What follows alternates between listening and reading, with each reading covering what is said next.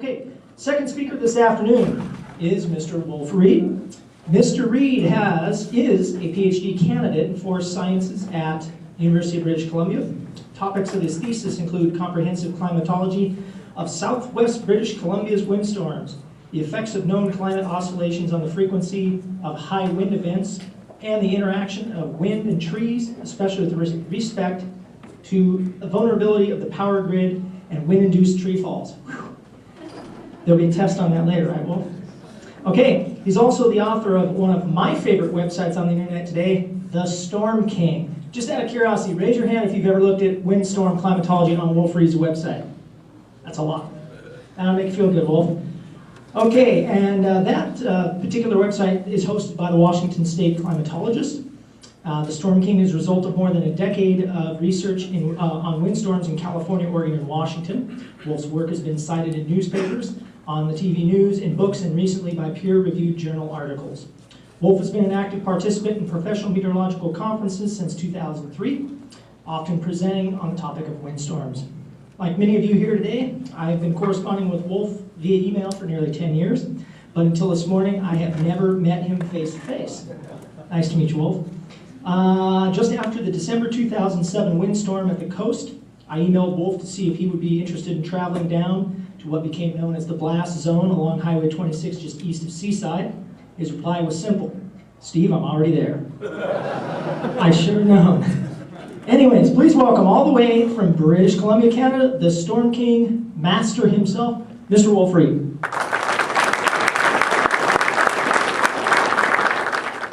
All right. Thank you all for coming, and also thanks to the Oregon chapter of the AMS for having me down here. Very much appreciate it.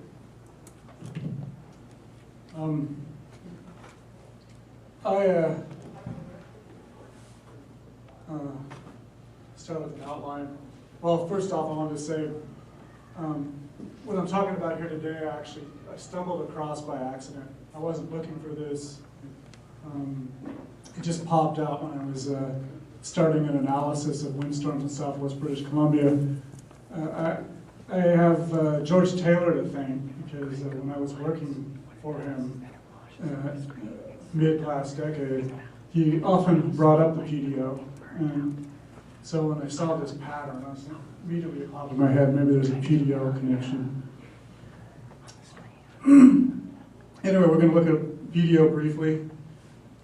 Issues with long-term wind records. This is an important aspect of this study. And then an exploration of windstorm climatology at CYVR, which is Vancouver International Airport, the BC, Vancouver. I will also then move on to proxy data, especially geostrophic wind calculations. And then I'll look quickly at some results from sea level pressure data from Victoria, Vancouver, and Abbotsford, British Columbia. So looking at the PDO, we've already seen this graphic once today. It's the PDO index is one measure of the PDO. It's not necessarily the only one. And it's essentially the measure of monthly sea surface temperatures forward of 20 north. And kind of an easy way to think about this oscillation. And the oscillation's over about a 2 to 3 decade period, as best we can tell. Is warm phase kind of looks like this. This is you have slightly warmer sea surface temperatures in that region, and a cool phase, you have slightly cooler temperatures in that region. And here's a plot of the monthly values of the PDO index going back to 1900 from Nathan Mantua, University of Washington. And a couple things to point out is the positive values are warm conditions in red, and negative values are cool conditions in blue. Important thing to keep in mind is the PDO index is defined as the leading principal component of North Pacific monthly sea surface temperature variability. And it's a statistical method. It's just taking sea surface temperature grid and trying to find patterns in it. This is one of the patterns. This also tells you that there are other patterns. There's other solutions from the PCA. And one of the solutions is known as the Victoria pattern. And it's often shown up as the second leading component in this analysis. It's the second strongest. But lately, especially in the last decade and a half, it looks like the Victoria pattern might actually be overtaking the PDO as the dominant mode. And I put into one paper here, Overland and Rodionov, that look into that. The key takeaway things with the PDO here is that it's actually somewhat nebulous.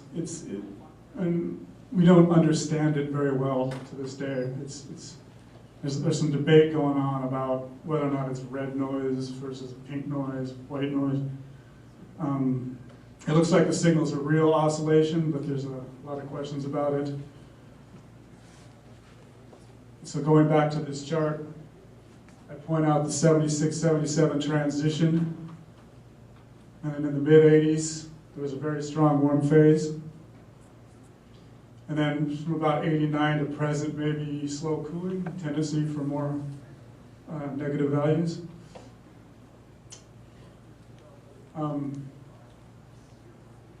We'll be getting back to the 76-77 transition. I'm going to now look at the wind record time series. And here is a 1953 to 2008, the monthly maximum wind and gust at Vancouver International Airport. And your wind is, depending on what area you're talking about, it's a 1 minute average, it could even be a 30-second average, or later in there it's a 2 minute average, and gust is often instantaneous value. What we see in this long period of record, there seemed to be a very active period there in the 50s and early 60s, lots of very large events. And there's the Columbus Day storm.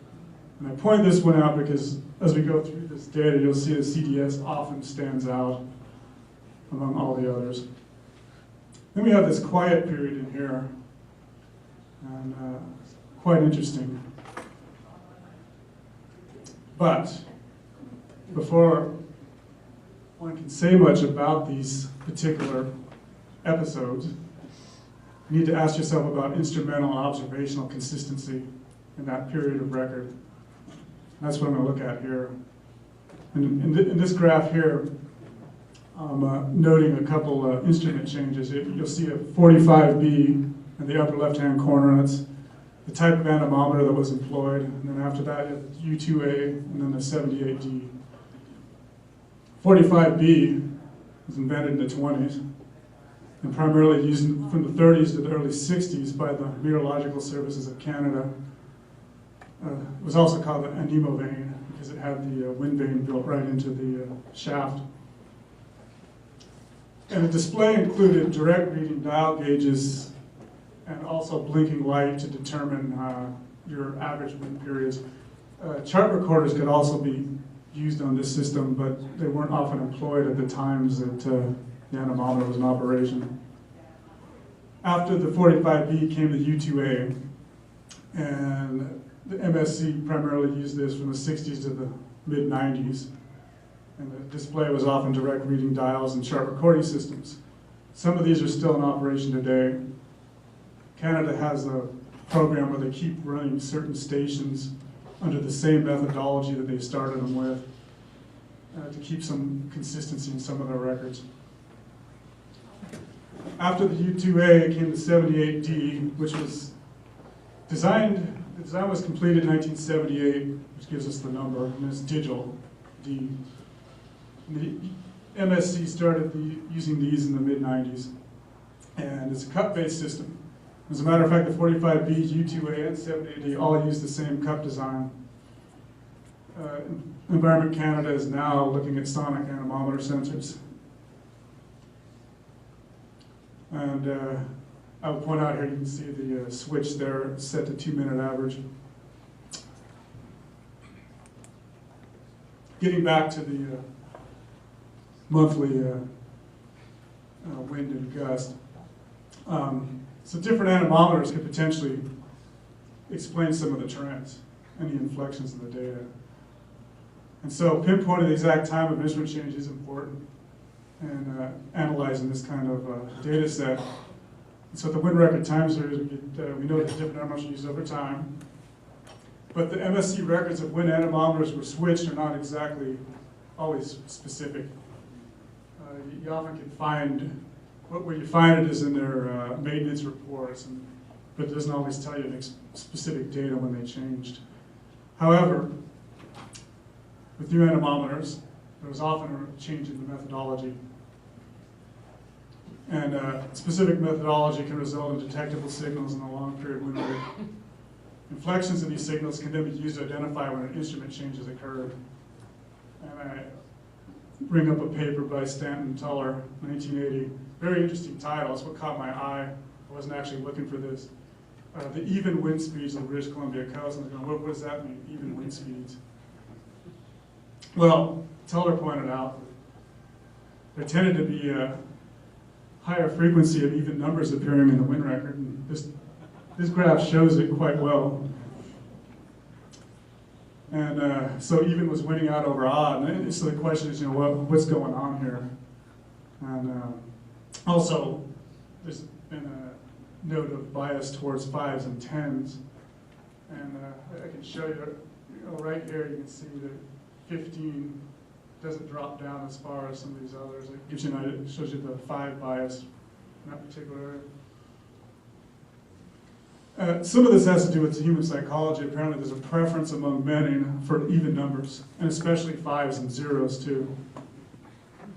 But a large part of the bias during the 45B era, and I note the years 1953 to 55 here, so this is the 45B anemometer, has to do with methodology. And for average wind speeds, observers counted a flashing light for 30 seconds, and the number of flashes told them what the wind speed was. But often observers have the required time by counting blinks for only 15 seconds, and then they double the result. And when you double an odd number, it becomes even. So this gives you a clear example. There's a methodology influencing that signal there. So with the U2A, the blinking light was gotten rid of. Averages were determined differently. And sometimes just averaging period of data on the chart records. And you can see that the magnitude of the bias is reduced, but there's still some left. Oops. This is where the psychological preference for even numbers, 0s and 5s, shows up. It was only with automation that the even number bias is largely removed from the record. And how this can be used to pinpoint instrument changes is just look at the even wind proportion, and even wind proportion is the frequency that even numbers appear in the record.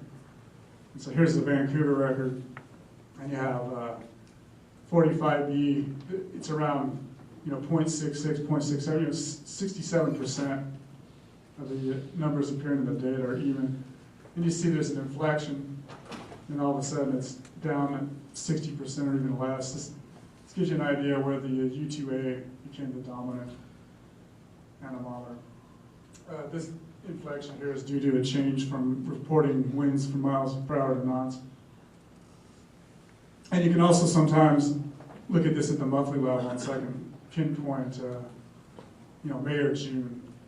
It looks like the U2A was in operation at Vancouver National Airport. And this is kind of important even for specific storms. So we know the Columbus Day storm happened just after this change. The Columbus Day storm appears to have been recorded on the U2A, not a 45B. And we also know the 45B was at 19 meters, U2A was at 10 meters. There's other factors in here too that are important. And here's the change from U2A to 78D. And we'll still note there's a slight bias for even numbers, even with the automated record. Why? Well, it's thresholding. Your lowest wind speed in Canada is often 2 knots, not 1 knot. So there's a slight preference for an even number just based on that. So key ideas here to keep in mind when I'm looking at the long-term data sets. Anemometer types have changed. Observational methodology has also changed with those anemometer changes. And this means that when reflections over the long period of record are detected, you need to consider these factors. And again, anemometer height is also an important consideration. So now looking at the windstorm climatology, and this is a photo from the December 2007 windstorm. Here, Astoria, that Steve Pierce mentioned. So, looking at a completely different data set in essence. This is discrete windstorm events, not daily, weekly, monthly, or some other arbitrary timeline. This is going through the data and finding out each and every individual storm and determining a magnitude of wind for that. And Environment Canada kindly supplied me with the data. And again, keep in mind this is completely different than what I was just showing you. I used a 48 kilometer an hour threshold, winds of 25 knots or greater. Purely arbitrary, but it seemed like a good point to start with based on some other information I was using. And I point out here the Great Calm, that's what I call it anyway, 1976 to 1990. There was an entire decade without a single high wind criteria event in Vancouver at that time period. I'll note that the November 1981 windstorm was not that strong in Vancouver, so it didn't make the high wind mark here. The Great Calm appears to follow the 76-77 transition of the PDO. And this transition is well documented. I list 3 references here, but there's plenty more. It was a major shift from cold phase to warm phase of the PDO. Maybe the strongest one in several centuries, 2 or 3 centuries, based on proxy data. And the Great Calm persists through the PDO warm phase in the 80s. Both frequency and magnitude appear to reduce, but I would say the frequency is more important here. The magnitude, if you just think about it randomly, if you have fewer windstorms in a given period, then probably you're not going to see a very big one. So I'd say the frequency is more important to consider. And then there's a significant anemometer change as described earlier. The U2A era encompasses most of the signal, however, so we have anemometer consistency with this record. Different ways of characterizing it. You can, this top one is number of events per year. We see the change is a factor of 2. Down here is looking at the time interval between events. We see the biggest upswing in days between events in the 80s. Looking outside of Vancouver, both Victoria, which is shown here, and Abbotsford also show the pattern. However, further north, Port Hardy, which is at the north end of Vancouver Island, does not show the pattern, and I do not think, if I remember correctly, even Sandspit in Haida Gwaii, formerly the Queen Charlotte Islands, shows the pattern either. Looking south, it's always good, if you're worried about instrument consistency, well, it's really good to have data from 2 different countries because their methods are different. The timing of instrument changes are different. And so if you see the same pattern with a different set of records, it's maybe stronger. And what I did here is I took dates from a paper by Cliff Mass and Dodson. It was just published last year. And this is for major windstorms. And a major windstorm is at least 2 stations with 65 kilometers an hour. That would be 40 knots. No, 35 knots. And they have to have that value or higher. And we see again, there's a tendency here for more events early in the period, large gaps, and then maybe somewhat of a recovery. I showed the 76-77 transition here. What's interesting here is it looks like, a slowdown even ahead of the 76-77 transition.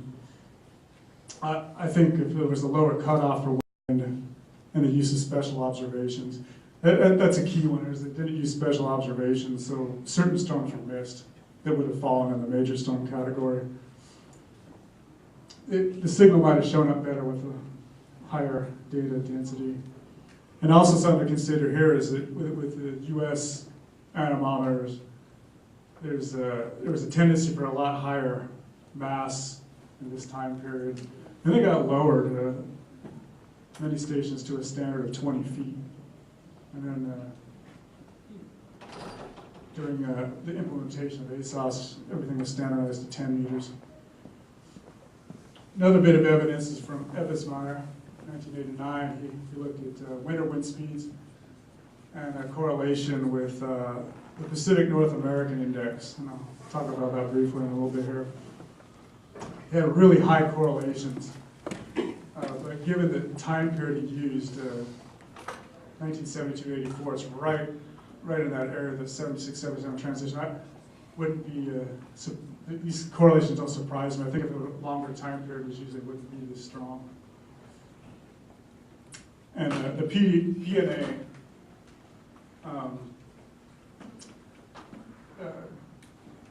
reflects let's see.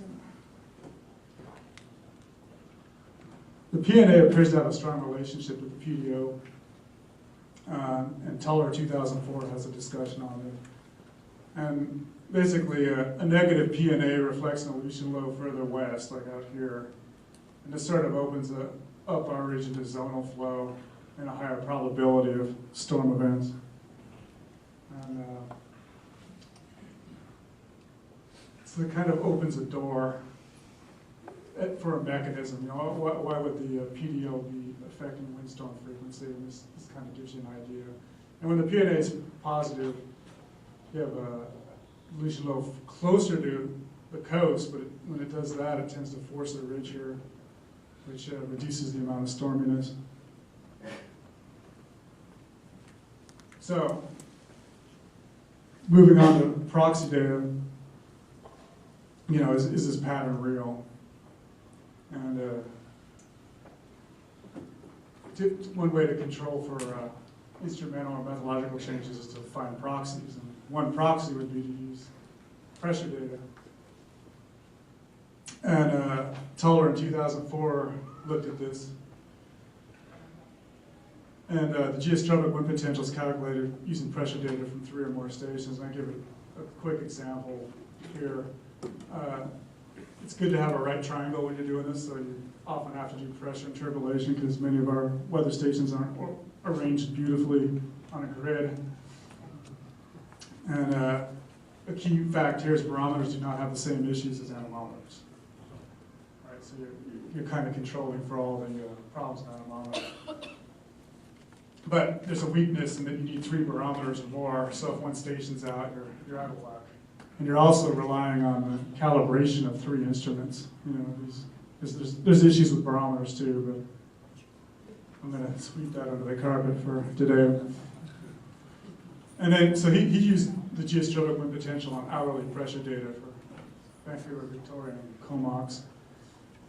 And the trends in wind speed based on geostropic wind potential point to a decrease during a great calm, which I've accented here. However, there's also a calmer period from 55 to 65, and you know, from my previous charts, we saw that that period had a lot of pretty strong windstorms.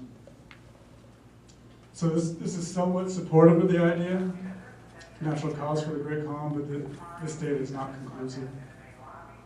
And Tuller's analysis is based on annual average wind speeds, so I'm more interested in discrete wind events. And so what I did is I took the sea level pressure data for Victoria, Vancouver, and Abbotsford from 53 to 2008, and calculated the geostropic wind potential, mg, if you have a right triangle interpolated between the stations, as I show.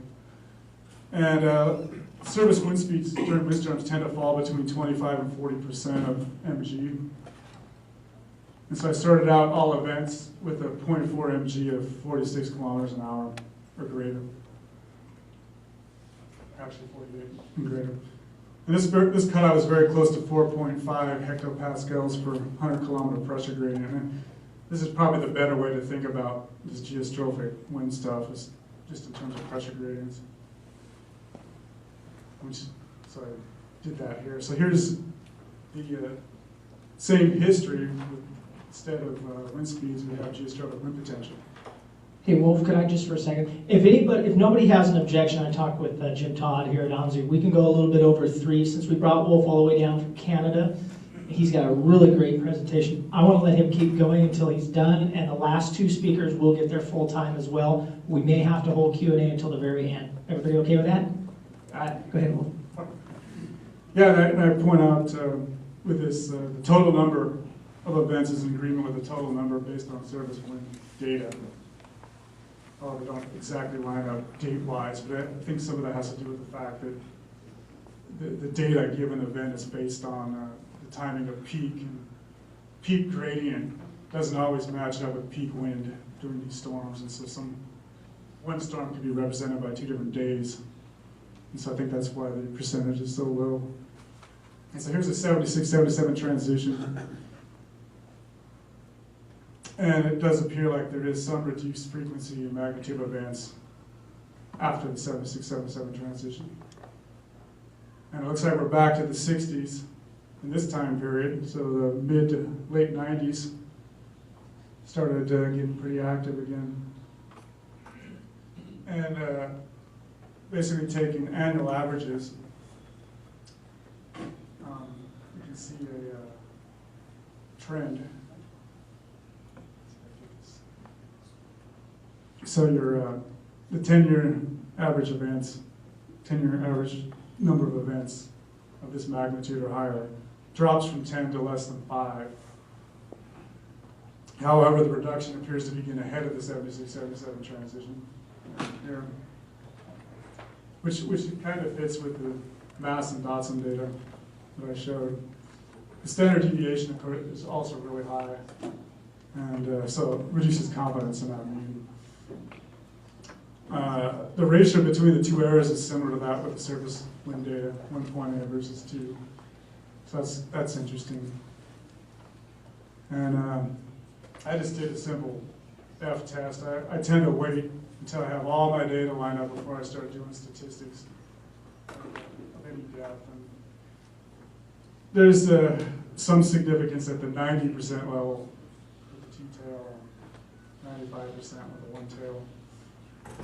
So it's supportive of the idea that there's something going on here. And anyway, the proxy data do not disagree with the surface observations, and they do show some correlation. So I find this particularly interesting. So you have 2 completely different sets of data, pressure data versus wind data.